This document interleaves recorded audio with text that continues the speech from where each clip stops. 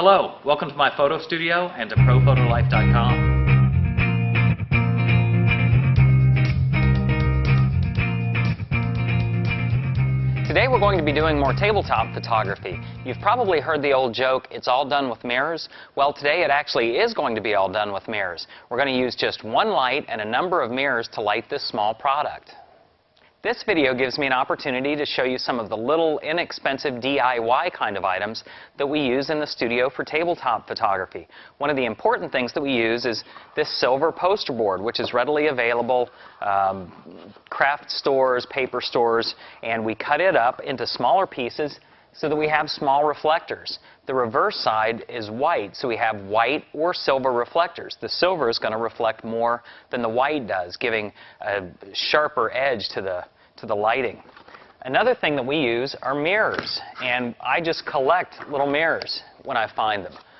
Different shapes, sizes. The mirror really reflects most of the light from the strobe. It's just like adding another light when you use a mirror, and we're going to be using mirrors today. One of the odd kind of mirrors that I've found, and I don't even remember where I picked these up, are some concave mirrors. And so they dip in the center, they're dished, and these create a very hard point of light. They really concentrate the light. So we have those. Then another very important thing are just little wood blocks. Wooden blocks are used to stack things, they're used to prop things up, and they're definitely used to hold things like the mirrors up. And the last thing I'm going to point out is just sticky tack. It goes by different brand names. It's available in office stores, and it's just a putty that's an adhesive putty that we use to hold things up on a tabletop set. So to illustrate the use of the mirrors, I've set up this small tabletop set with a scale model motorcycle. I worked for a number of years in the motorcycle industry. I've always been a motorcyclist. This is something I happen to have that would really lend itself well to showing this technique. Just to give us a little sense of place with the motorcycle, since it's a dirt bike, I put it on this small piece of slate and then have scattered sand around the perimeter. For the background, we have a board that's been painted blue. It's just clamped to a stick in a can here in the background. Then we'll be using our Calumet Genesis strobe light as the main light, well, the actual one and only light source for this photograph.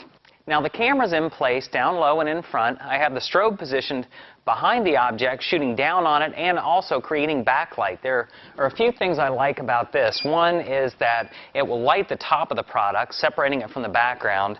Another is that it's going to cast a shadow forward. We're going to create a very dramatic photograph today. And then the other thing is that because we're only using one light, we're going to use mirrors as the rest of the lights. I need to have the light coming from a direction that I can pick it up and point it back onto the object. So let's take our first shot and see what we have with just the backlight. Well, we definitely have a backlit photograph. There's light along the top of the motorcycle. There's some light coming through the spokes. We are getting that dramatic shadow in the front, but we just don't see any detail on the front. So for the very first modification to this photograph, I'm going to take my board, I'll set it up, and then I'm going to lean my mirror against it and pick up some light right here in the important areas of gas tank, engine, and number plate. Let's take a look and see what this does. Okay, well now it's starting to look like a motorcycle. We've got good detail there. You know, I'd also like to pick up a little bit of detail back here near the rear wheel. Not a whole lot, but I just want to get something going. Now for that, because I don't need the light quite as strong, I'm going to use a silver card. And I just play with the angle to get it at the right angle. Well, good. It's starting to come together. You know, there's still a lot of dark areas that are getting lost in that background. I think another important part of the motorcycle, and as we discussed in the shot we did last week with the coffee maker, you have to keep in mind what are the important features of the thing you're shooting. And with this, I think the texture of the knobby tires is very important. I don't think every knob on every tire needs to show, but we do want to pick up some light in that front tire that's facing the camera, that's closest to the camera. If we can pick up texture there, then the viewer will know that that's really a knobby tire. Now, I want to pick that texture up using one of these concave mirrors because it really concentrates the light into a point. And I'm going to use a little sticky tack on the 2x4 again to keep it from slipping. And there we go. And I am just skimming a little bit of light into the front of that tire. Just right there. That's what I'm looking for. Let's take a look at that photograph. Good. I think that one little addition really says a lot. I think we're getting pretty good. You know, we do have this blue background though, and we're not really utilizing it. We don't have a background light, but we do have mirrors and cards. Let's use those. For just a little bit of light behind the motorcycle's front tire, I'm going to take a card and I'm going to reflect it into the back. And then I'm going to take one of the rectangular mirrors and shine it onto the back. Now to get the light from this mirror onto the background, I'm going to use a stick in a can and an L bracket. It's just a wooden L bracket. And by clamping this all together, I can situate this background light exactly where I want it. And I think you can see that clearly. You can also see that we're really getting the shape of this rectangular mirror on the background. I think it looks really good, you know, for just a fun, quick photograph using one light.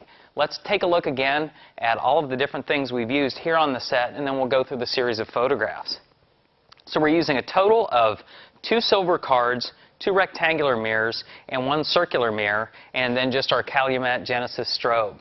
So let's take a look again at our series. We started out with just the backlight on the motorcycle, very dramatic, you know, obviously no detail here. Then we added, using a rectangular mirror, light onto the engine and the gas tank. Then we added just a bit of light onto the rear of the motorcycle, the back tire and the swing arm. Then we hit the front knobby tire with some really hard light picked up from that circular mirror.